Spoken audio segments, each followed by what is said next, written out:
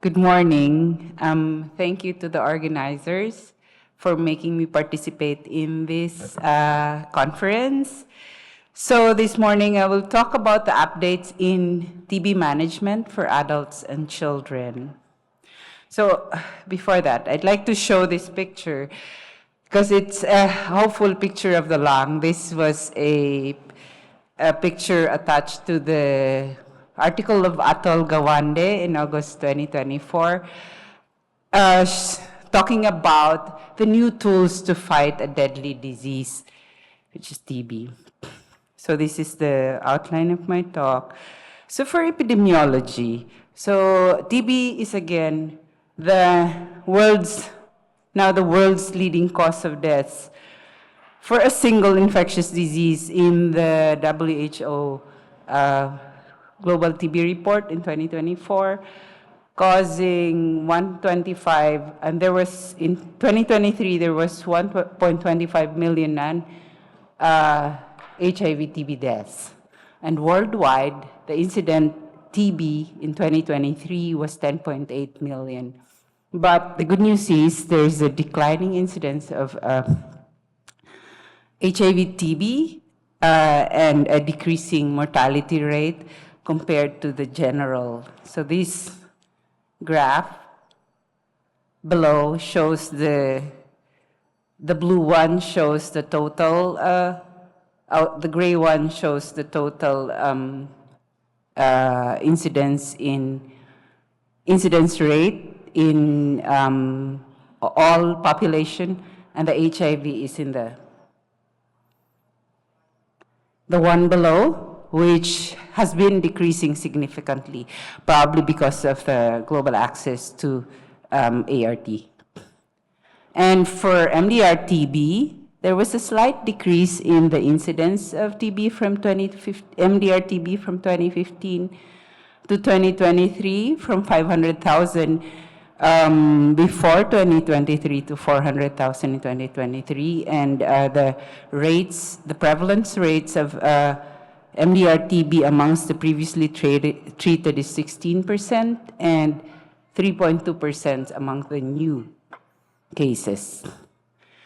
So as we know, the treatment success rate for MDR-TB is much lower than that for DSTB, but this has been increasing over the past 5 years because of the introduction of new drugs and repurposed drugs. So TB treatment has seen a turning point in the last 10 years with the introduction of new unshortened regimens and patient differentiated regimens, as opposed to the one-size-fits-all treatment that has been given for the longest time. No? So in fact, we have seen a rapid change in the WHO guidelines in the past 9 years, and that most of the changes was seen in the DRTB guidelines.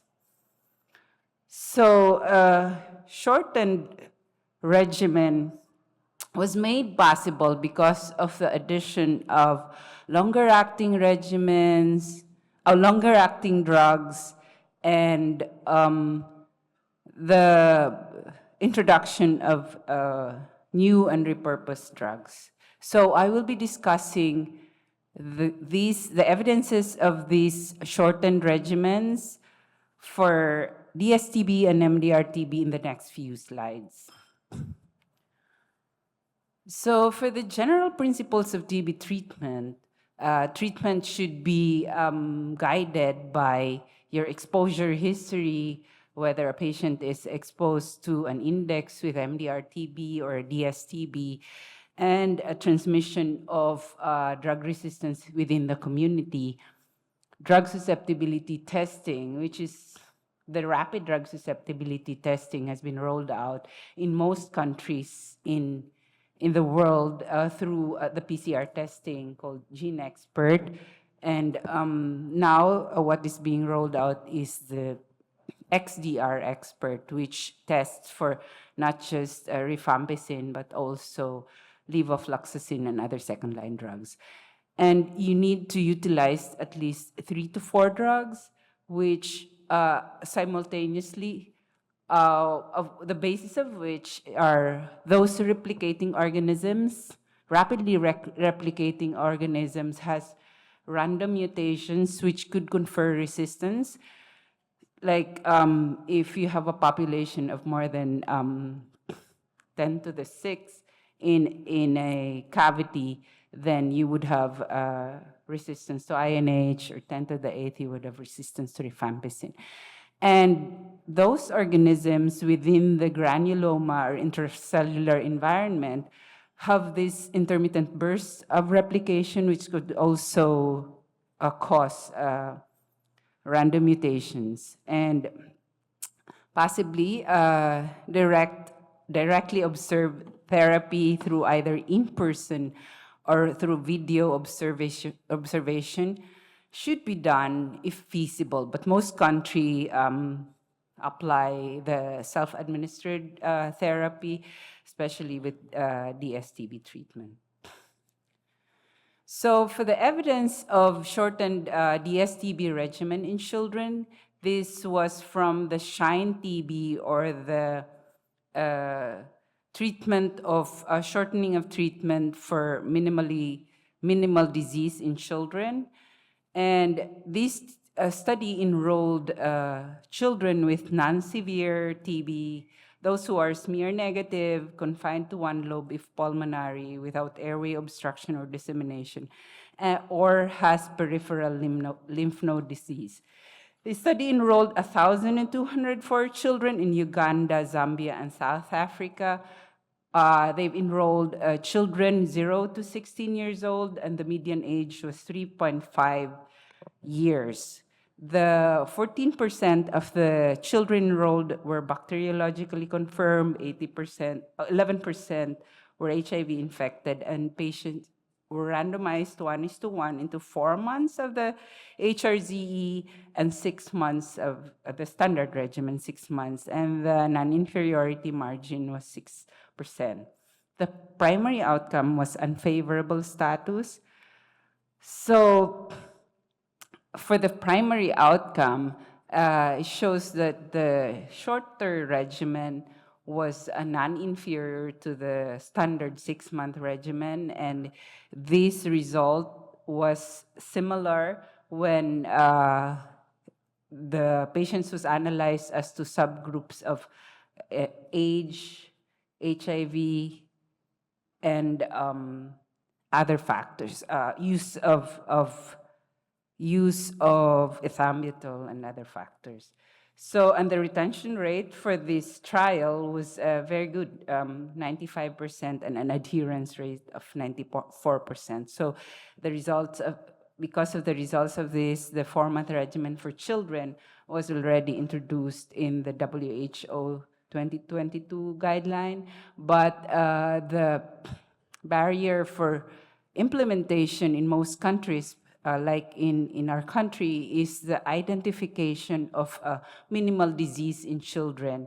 And smear can be, in the rollout, smear can be, a negative smear can be replaced with the low, very low, or trace gene expert TB results. So for the shortened regimen in adults, the results of this came from the study TBTC Study 31, or ACTG 5349. This is a randomized, open-labeled, controlled phase 3 trial, which compared the standard 6 months regimen of HRZ to 2 regimens containing rifapentin.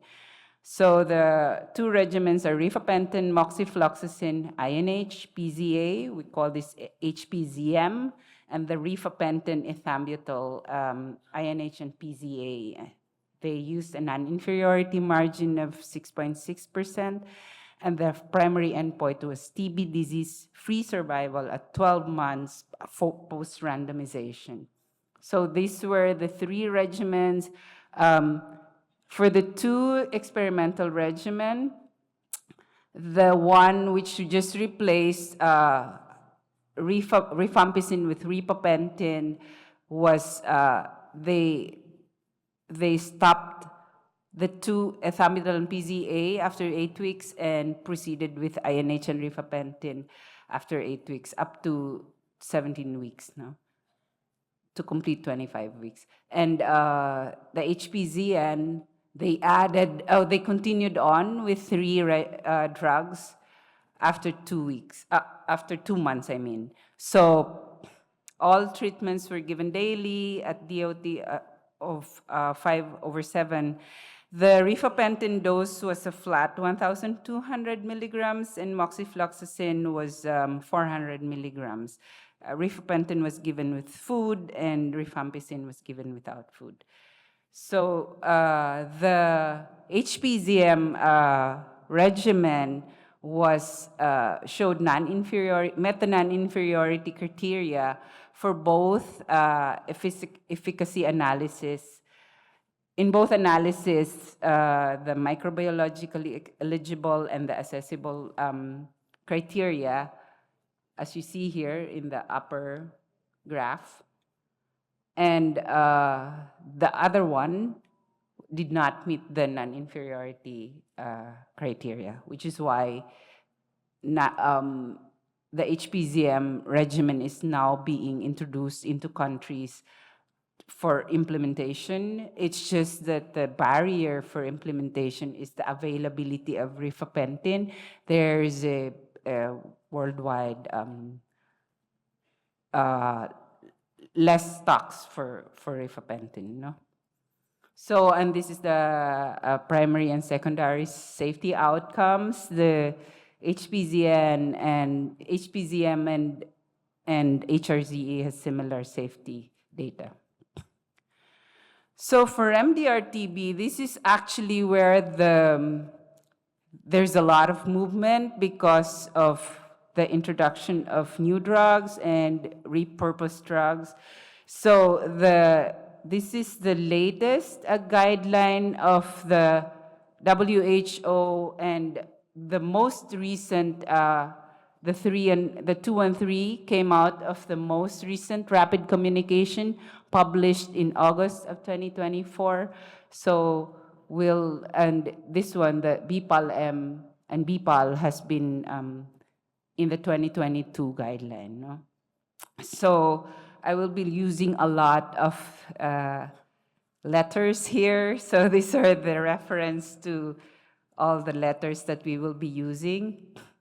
So let's go through each of the regimen. For the regimen 1, the basis of the BPAL regimen, this is being rolled out in most countries now, is the NICS TB trial. The NICS TB trial is the combination of bedaquiline, pretomanid, and linezolid, with linezolid at 1,200 milligrams, given for 6 months for patients with XDR and pre-XDR. As you know, the pre-XDR are patients with isolates of TB, which is resistant to INH and rifampicin, as well as fluoroquinolone, and XDR are those patients with an isolate which is resistant to MDR, HR, and fluoroquinolone, plus any of the either bedaquiline or linezolid. So those are the patients enrolled in this trial. It was a single-arm trial enrolling 109 patients with pre-XDR and XDR TB, and they had a 90%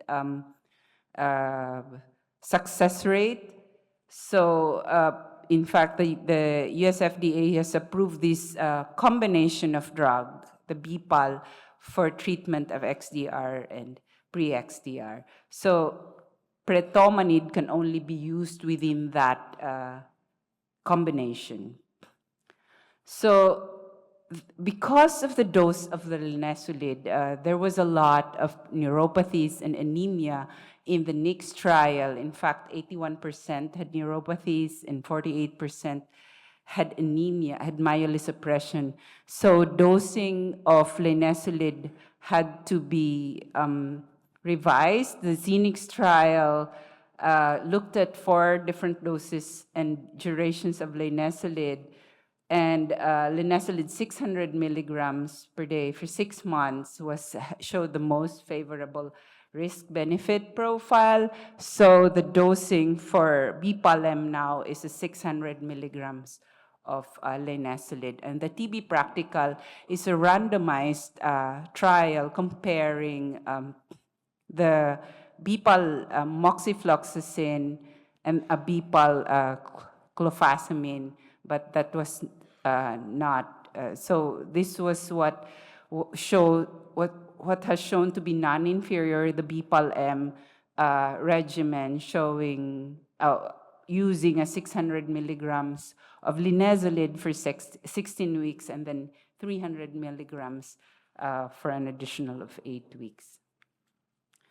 So the BPAL-M dosing in the WHO guideline is a bedaquiline. Bedaquiline is given at 400 milligrams daily for 2 weeks, then 200 milligrams 3 times per week afterwards, or 200 milligrams daily for 8 weeks, and then 100 mg daily thereafter.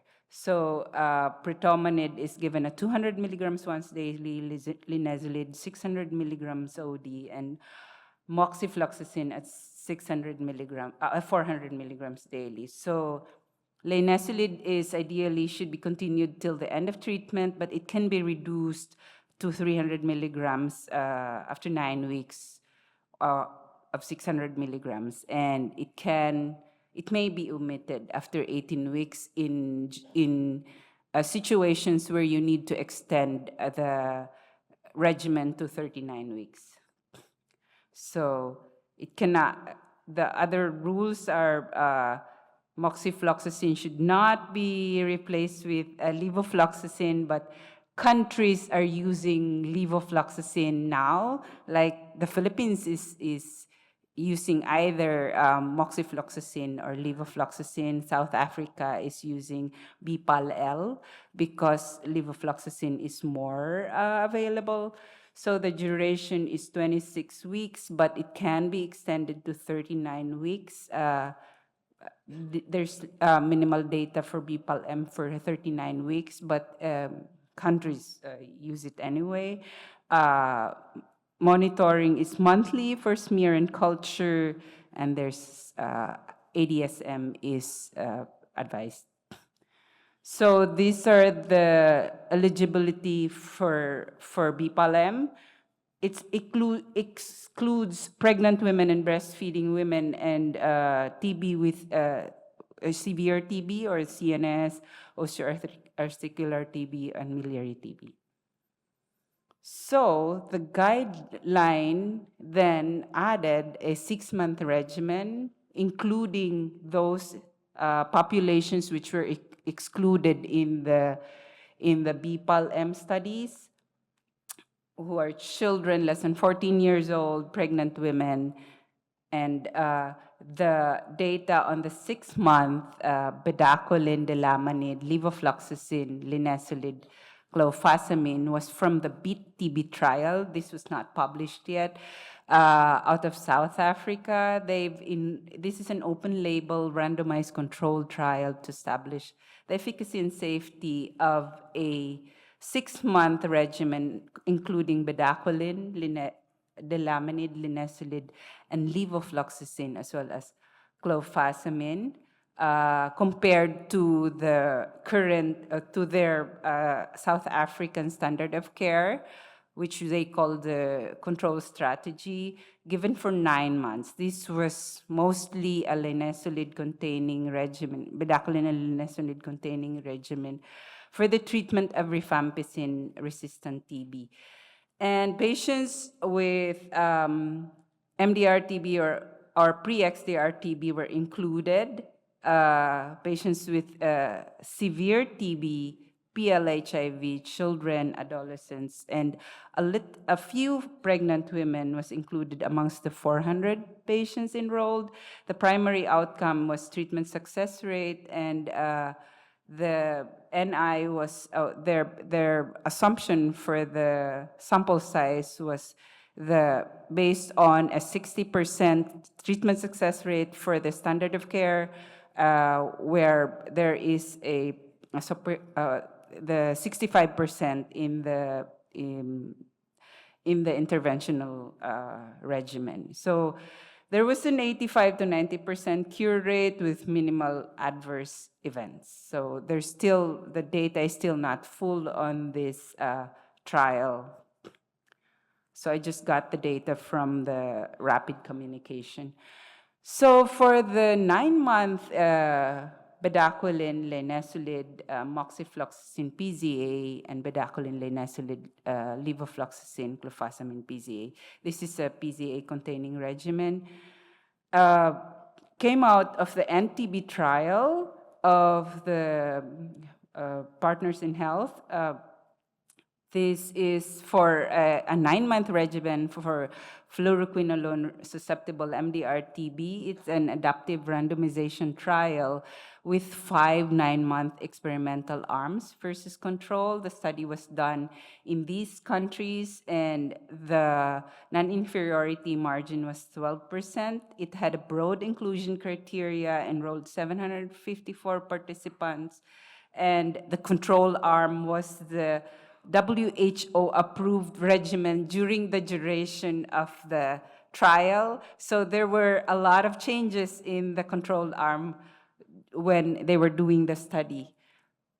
So this was the result. The control had an 81% success rate. The first 3 regimen showed non-inferiority, was non-inferior to the control arm. The first and the third regimen showed non-inferior to the control arm, and the second regimen was superior to the control arm. Hence, these 3 regimens was included in the WHO guideline in August 2024. And this was the safety data. There were 2% death overall. 50% of the isolates had resistance to PZA, and the most frequent reason for stopping of the drug was PZA was the most frequently stopped drug at 16%, and linezolid was the second most frequently stopped drug at 11%. So now for the longer regimen. So all of those regimen mentioned did not include patients who had severe disease, patients with CNS TB and osteoarticular TB. So the WHO still recommends the longer, or we call it the individualized treatment regimen. And these are the drugs included in the longer regimen. So the guideline is all 3 of the Group A agents. This would be, if we go back, the Group A agents are fluoroquinolones, levofloxacin or moxifloxacin, bedaquiline, and linezolid. Group B are 2 drugs, clofaz and cycloserine. And Group C are all the other drugs. The significant ones here are delamanid. It also includes the injectable agents, which has been demoted by the WHO. It used to be part of the Group A, but because of its adverse events of nephrotoxicity, it has been demoted in 2016 to Group C. So all of the 3 Group A agents should be included, and at least 1 Group B agent. And the intensive phase should include 4, and the maintenance phase should have at least 3 agents. If only 1 or 2 of the Group A agents are used, both Group B agents should be included. And if you cannot complete the 4 in the Group A and Group B, you should include Group C agents. So for the guideline for linezolid duration, shorter durations should be given for most pulmonary TB, RR and MDR-TB, but longer for meningitis and and osteoarticular TB. And the 18 months is because of the uncertainty of the penetration of most TB drugs, bone penetration of most TB drugs. So for longer regimen, ideally it should be all oral, but injectable agents can be used if you cannot complete all the 4 agents.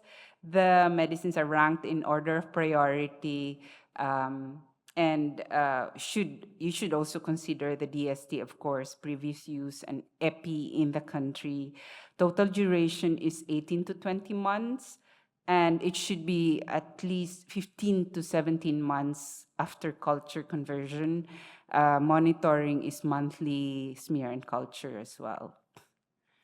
So another alternative regimen that was not mentioned in the WHO guideline is the regimen that was studied in the STREAM Stage 2 trial.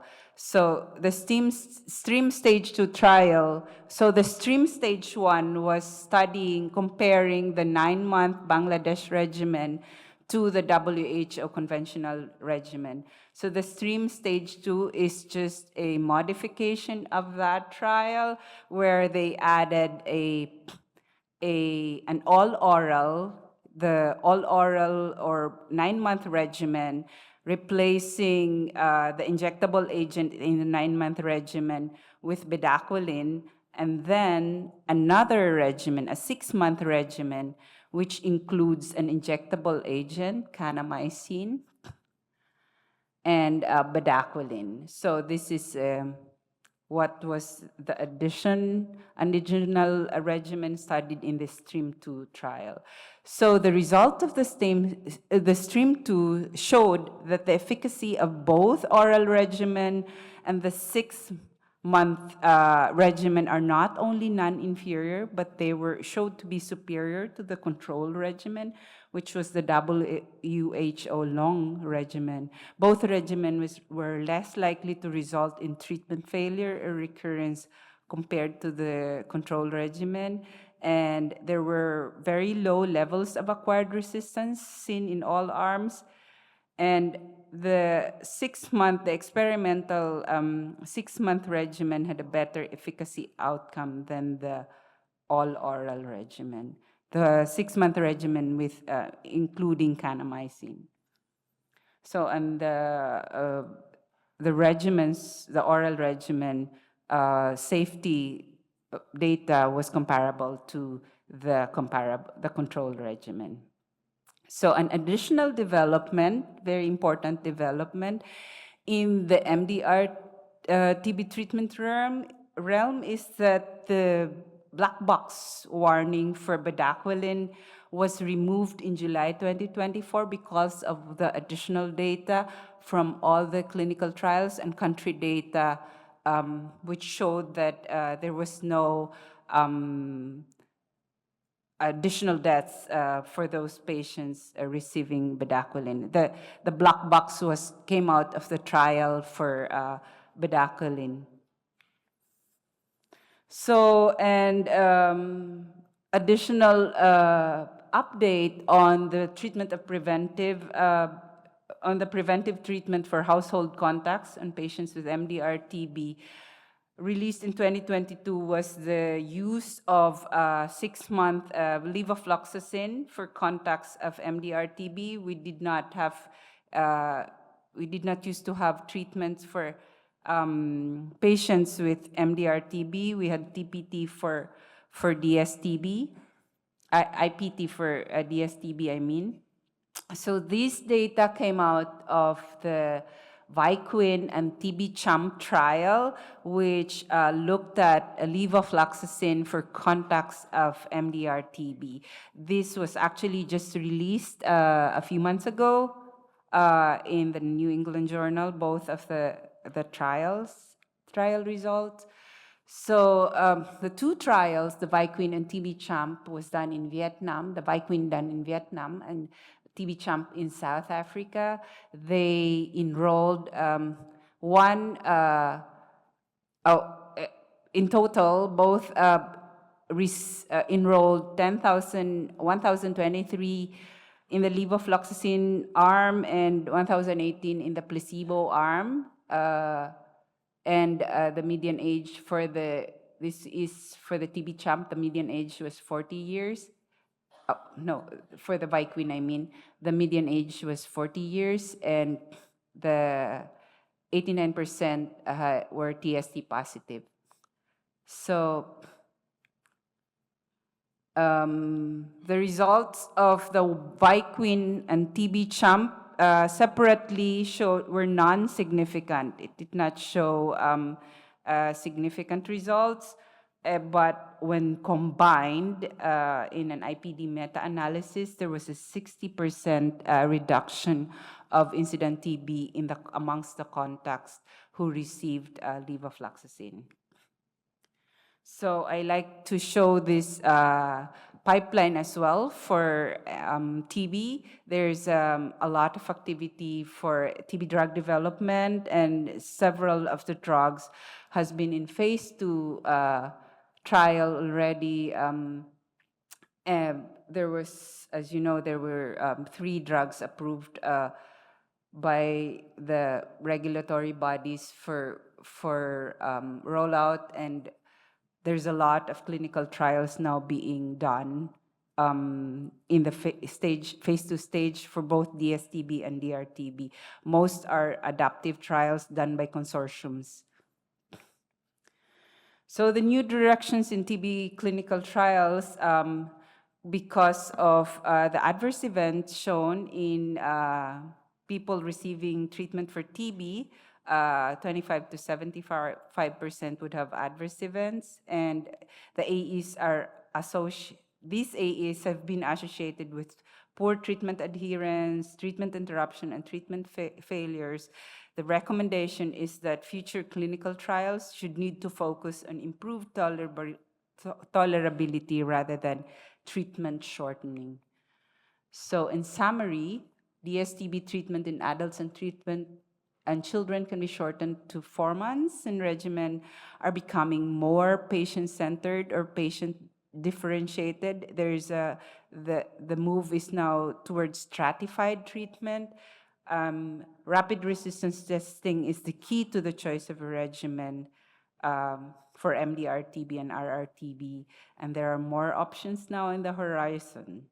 So focus of clinical trials should be improved tolerability rather than shortening of data, or shortening of treatment.